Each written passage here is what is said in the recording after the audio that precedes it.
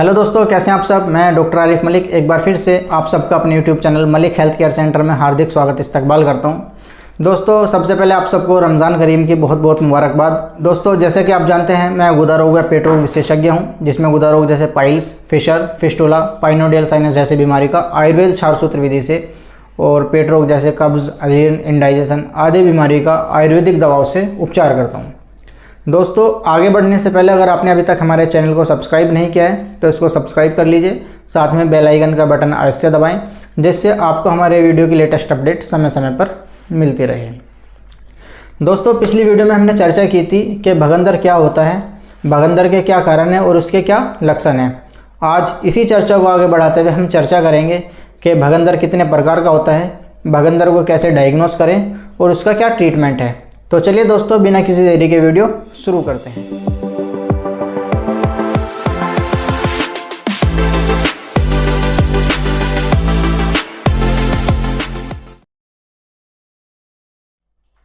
दोस्तों, सबसे पहले भगंदर के प्रकार के बारे में बात करेंगे कि भगंदर कितने प्रकार का होता है। अकॉर्डिंग टू आचार्य सुश्रुत भगंदर 5 प्रकार का होता है। नंबर 1, सतपूनक भगंदर। इस भगंदर में सुई के जैसे सुई चुभती है इस तरीके से दर्द होता है।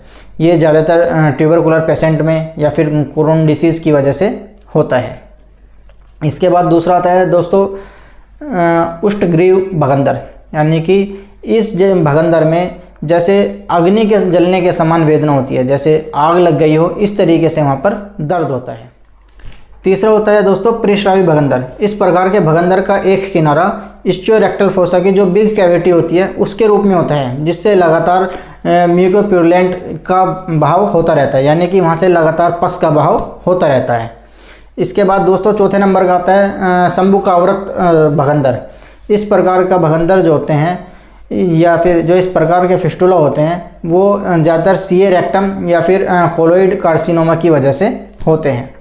पाँचवें नंबर का आता है दोस्तों उन्मार्गी भगंदर, यानी कि वो भगंदर जो किसी बाह्य आघात की वजह से या फिर किसी सर्जरी की वजह से हो, उसको उन्मार्गी भगंदर कहा जाता है। दोस्तों, आचार्य वाघभट्ट जी ने इन 5 के अलावा 3 और टाइप बताए हैं भगंदर के, जिनमें नंबर 1 है परिक्षेपी भगंदर, यानी कि इस प्रकार के भगंदर को जो हॉर्स शू शेप्ड के भगंदर होते हैं उनको परिक्षेपी भगंदर कहा जाता है। दूसरा है दोस्तों रिजु भगंदर।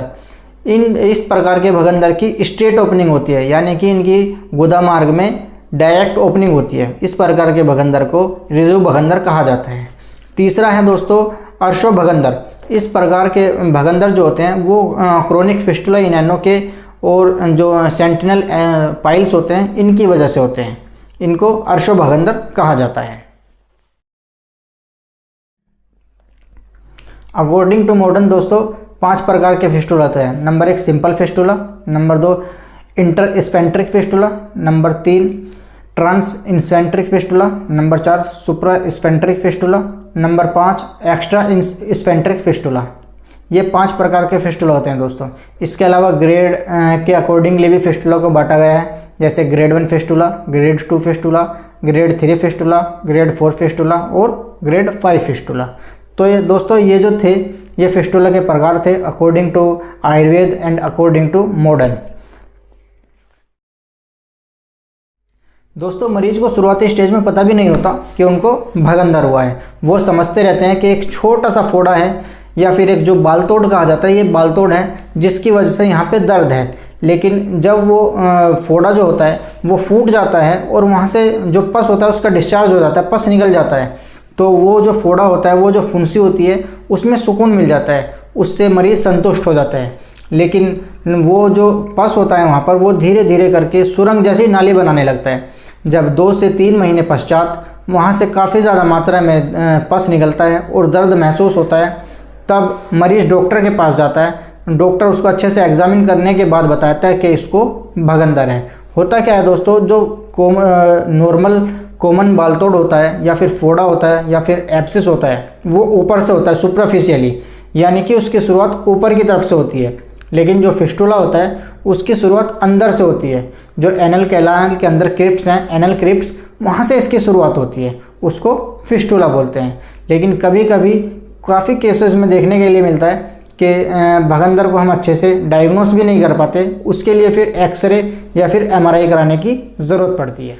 दोस्तों, अगर आपकी गुदा के आसपास भी कोई फोड़ा या फुंसी है तो उसमें ज़्यादा देर ना करें, ज़्यादा लापरवाही ना करें, जितना जल्दी हो सके कि अपने किसी नज़दीकी चिकित्सक को इसको दिखाएं।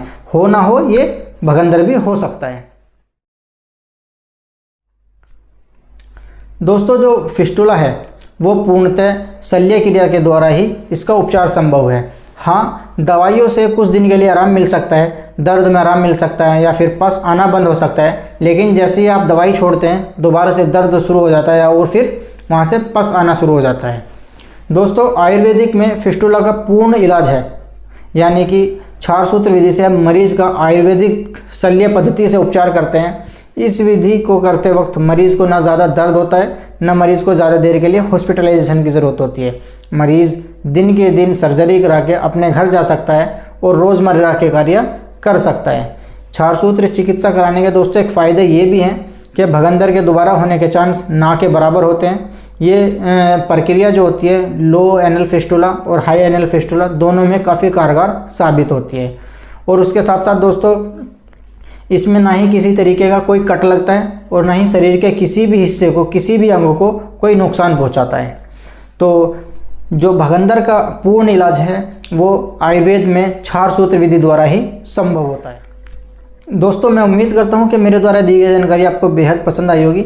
अगर आपको मेरे द्वारा दी गई जानकारी पसंद आई है तो हमारी इस वीडियो को लाइक एंड शेयर अवश्य करें, जिससे अगर कोई भी व्यक्ति भगंदर की समस्या से परेशान है तो वो हमारी वीडियो को देख के ज़्यादा से ज़्यादा फ़ायदा उठा सके। इसके साथ साथ दोस्तों, अगर आप किसी भी गुदा रोग से या फिर गुप्त रोग से परेशान हैं तो आप नीचे दिए गए हेल्पलाइन नंबर पर हमें कॉल भी कर सकते हैं। Thank you.